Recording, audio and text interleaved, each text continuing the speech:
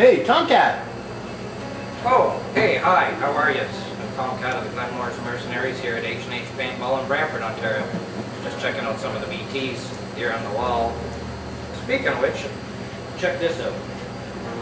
Just got this product. The people over at BT-4 and of course Jim over at APE wanted the Mercenaries to test this product. It's the new APE Rampage board version 2. Can't say enough good things about this product. Through our review, we did all the ramp modes and the firing modes, and it was all good. Maybe we could get Chris of H&H to come over and show you guys how to install one of these. Hey Chris, would you mind? Not at all, Tom. Excellent. Alright, so first we're going to need BT-4 electronic grip frame. Your standard BT-4 electronic grip frame gives you the choice of semi-auto, ramping, full auto, firing modes in either 10 or 13 balls per second. To change firing modes on the BT-4 electronic grip frame, you have to power down the marker, remove 2 screws, open up the grip frame, flip some dip switches, and/or remove a jumper switch, and put it all back together. Your APE Rampage board, you can have a choice of semi-auto, burst, reactive, full auto, turbo, rampage, PSP3, and NXL firing modes with a balls per second variation of anywhere you'd like between 5 and 30 balls per second. They're all changed on the fly. This is the new BT-4 electronic grip frame. You'll notice it's polymer instead of the older style of aluminum. We're going to start by removing these 2 screws and exposing the electronics inside. Inside you can see the battery, capacitor, solenoid, and most importantly, the BT-4's electronic grip frame's board, which we will be replacing with the APE Rampage board.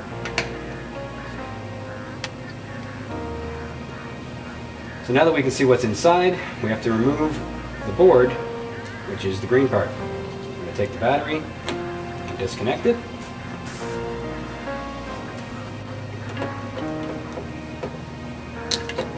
Battery off. Now we have to remove 1, 2, 3 sets of wires. Hold them gently. They'll slide right off.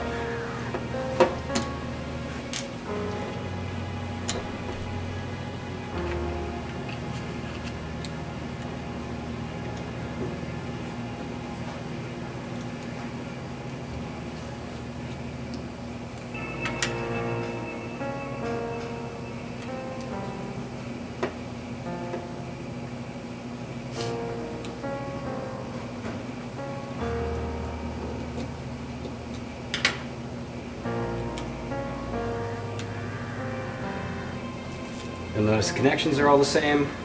It's really quite similar in shape and design to the standard BT one. It sits in place in the exact same way as the old one did.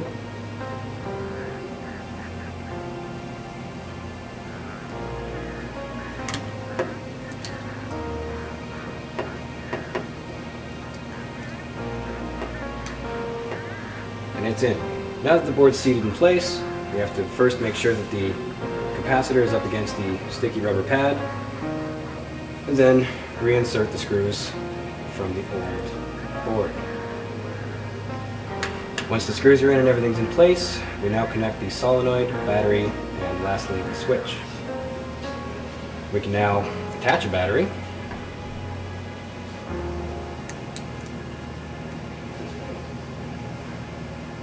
Almost all of your assembly is done. Doesn't get any easier than that. Nope. After ensuring that we've installed the board correctly, we can now move on to programming. Out of the box, the board is programmed for 15 balls per second, but you can choose, by programming, anywhere between 5 and 30 balls per second as your rate of fire. Well, that's awesome. Thanks, Chris. No problem. It's fairly easy to put in. As Mercenaries have been very fortunate to have field tested this product, and we're pleased to report that it functioned flawlessly in 2 different campaigns. You might not be a mercenary, but you sure can shoot like one.